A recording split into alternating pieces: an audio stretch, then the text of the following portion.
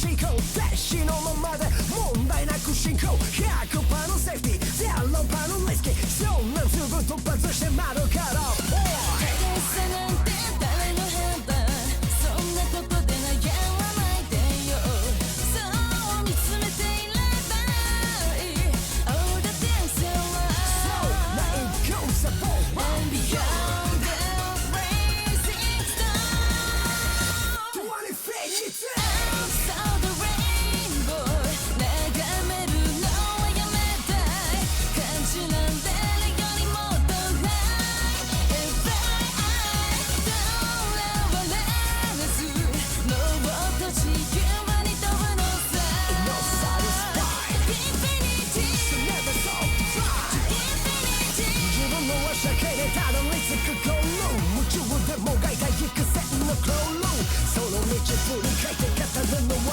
説だけなんだと歴史はいつか証明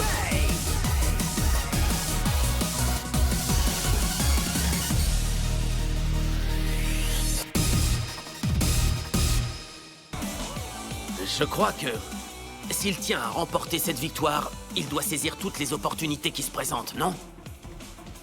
C'est une erreur de son adversaire, et même si ce n'est pas ce que Takumi voulait, il peut gagner comme ça. Fumihiro, Ah, tu n'as absolument rien compris. Hein?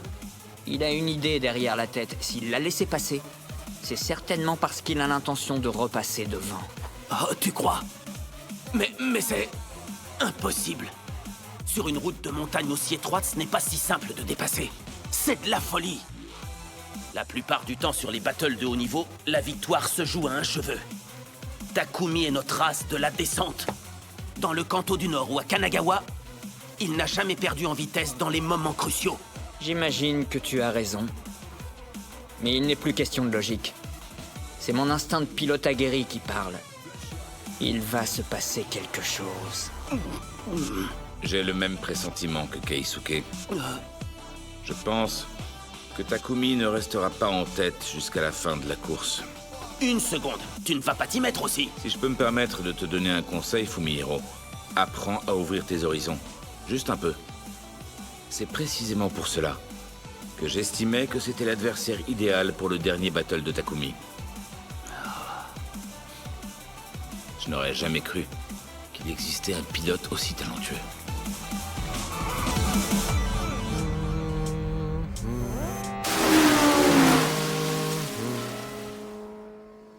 Ces petites 86 sans puissance comparées à certains bolides en montée, je les trouve quand même étonnamment rapides en ligne droite, tu n'es pas d'accord? Elles doivent être plus rapides dans les virages. La 86, c'est une voiture étrange. Pour les spectateurs ordinaires, vu la vitesse à laquelle les voitures foncent sur le parcours, ça doit ressembler à une course de folie. Ouais. Mais nous, on sait qu'ils ne sont pas à fond. Ça ne fait que commencer. C'est le calme avant la tempête, si on peut dire. Tout à fait. Mais j'ai le sentiment que quelque chose cloche. Pourquoi l'ambiance est si lourde sur cette course? Je connais bien ce sentiment. La 86 à l'arrière prépare un sale coup. J'y comprends rien du tout. Pourquoi il s'est laissé doubler? Ce serait plus logique que le pilote de la Sidewinder s'échappe. Il court à domicile et pourtant...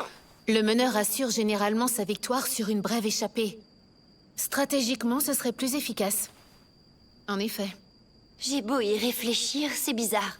D'ailleurs, comment est-ce possible qu'un garçon aussi jeune ait été choisi pour représenter la Sidewinder? C'est la meilleure équipe de Kanagawa. Je n'en ai aucune idée.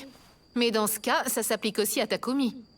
Ce n'était encore qu'un lycéen lorsque nous avons couru contre lui au col d'Uzui, il y a 1 an. Ouais, t'as raison. On dirait qu'il existe un autre jeune homme talentueux au potentiel caché. Et il a fallu que les deux se retrouvent face à face. Quand on y pense, ça n'a rien de surprenant. Ils arrivent! C'est pas croyable! Ouah, il vient de le dépasser! Le pilote de la version 2 porte! Il est cinglé le mec ou quoi? C'est impossible! On ne peut pas dépasser ici! J'y crois pas! Le grand Takumi Fujiwara, le jeune homme qui a affronté et battu un par un les meilleurs pilotes de Kanagawa! Il s'est fait dépasser! Il vient de se faire doubler! La 86 de Gunma. Takumi s'est fait dépasser. Oh non, c'est pas vrai. Ah, c'est un véritable cauchemar. Qu'est-ce qu'il va faire maintenant? Il peut encore lui repasser devant plus tard, non? Dites-moi que j'ai raison! J'en crois pas mes yeux. Qu'est-ce que t'en penses, toi, Mako? Je suis dans le même état que toi, tu sais. C'est invraisemblable. Dans ce virage en épingle à cheveux, l'entrée forme un S. Ce qui signifie qu'il n'y a qu'une seule trajectoire possible. Initial D.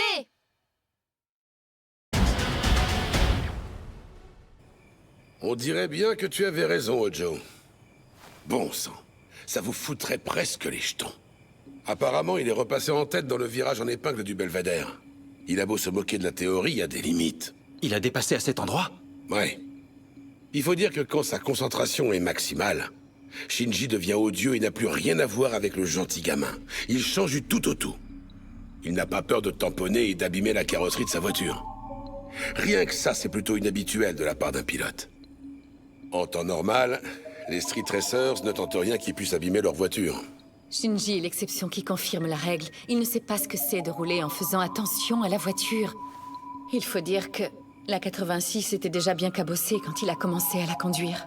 Il se fiche bien de frôler les arbres ou de rafler les glissières. Ça le dépasse complètement. Mais étrangement, quand il s'accroche quelque part, ce n'est jamais bien méchant. Il n'a jamais vraiment abîmé la voiture et il n'a jamais eu d'accident grave. Ouais, je vois. C'est un peu comme un maître en arts martiaux qui esquive l'attaque de son adversaire au millimètre près. C'est pour ça qu'on a décidé de remettre la carrosserie en état. C'était une stratégie pour que l'adversaire ne se doute de rien. Sans quoi il se serait méfié au premier coup d'œil. Ce n'était pas l'endroit le plus approprié pour dépasser. Personne n'arrive à comprendre Shinji dans ces moments-là. Mais il me semble qu'il est allé un peu vite en besogne. Je ne crois pas que les choses en resteront là. On peut dire...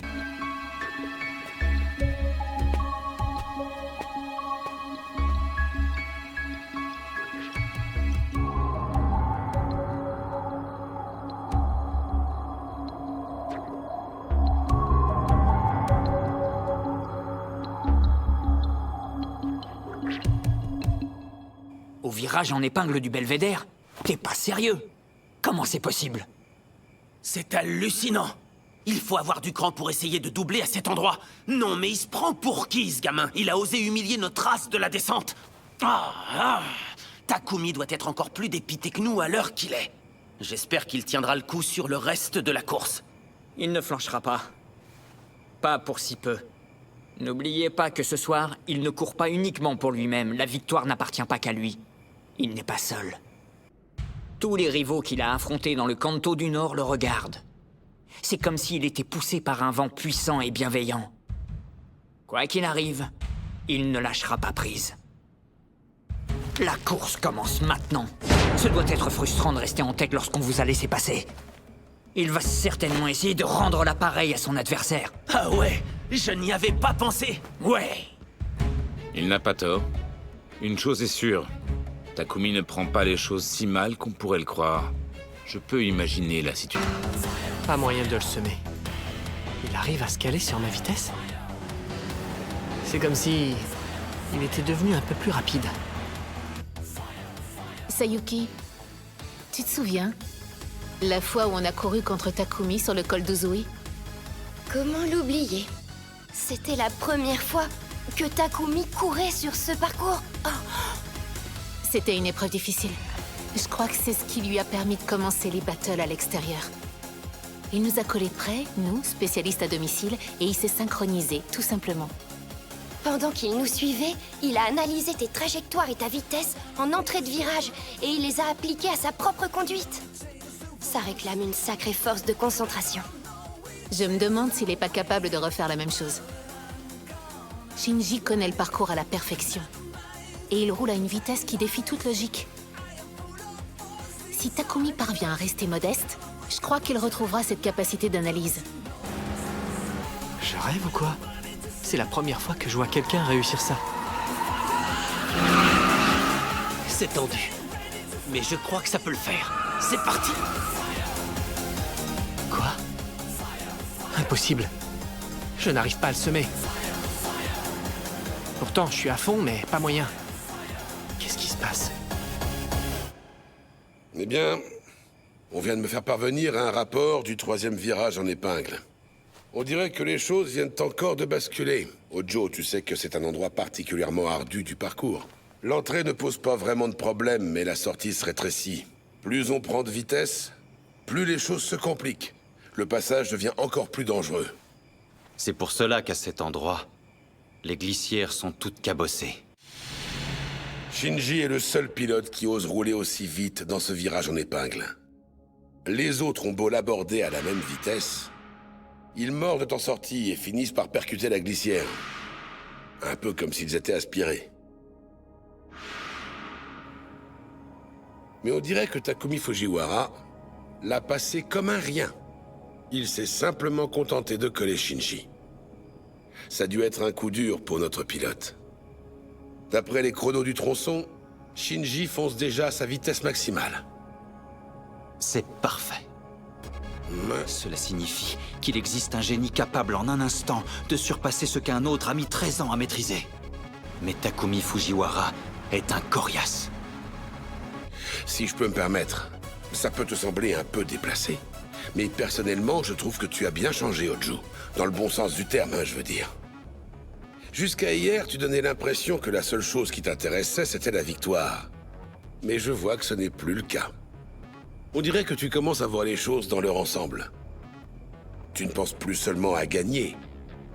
Tu cherches également un moyen de faire progresser Shinji. Tu as sans doute raison, Kubo.